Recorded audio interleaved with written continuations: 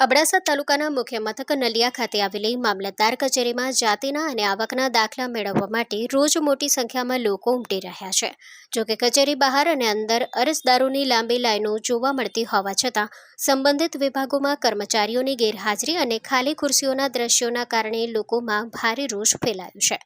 અરજદારોના જણાવ્યા મુજબ વહેલી સવારથી જ લોકો દાખલા મેળવવા માટે કચેરીએ પહોંચે છે, પરંતુ કલાકો સુધી રાહ જોવી પડે છે. ઘણા લોકોનું કહેવું છે કે ઓફિસમાં ખુરશીઓ ખાલી જોવા મળે છે, છતાં જરૂરી કામગીરી માટે જવાબદાર કર્મચારીઓ સમયસર હાજર ન હોવાથી અરજીઓનો નિકાલ ધીમો પડી રહ્યો છે.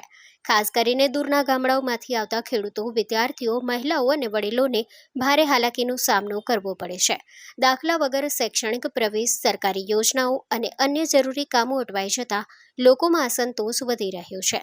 સ્થાનિક નાગરિકોએ માંગ કરી છે કે મામલતદાર કચેરીમાં પૂરતો સ્ટાફ હાજર રહે, અરજદારો માટે ટોકન સિસ્ટમ અમલમાં મૂકવામાં આવે અને આવક તથા જાતિના દાખલાઓની પ્રક્રિયા વધુ ઝડપી બનાવવામાં આવે, જેથી લોકોને લાંબી લાઈનોમાં ઊભા રહેવાની ફરજ ન પડે. Story report by Kiritsinh Jadeja.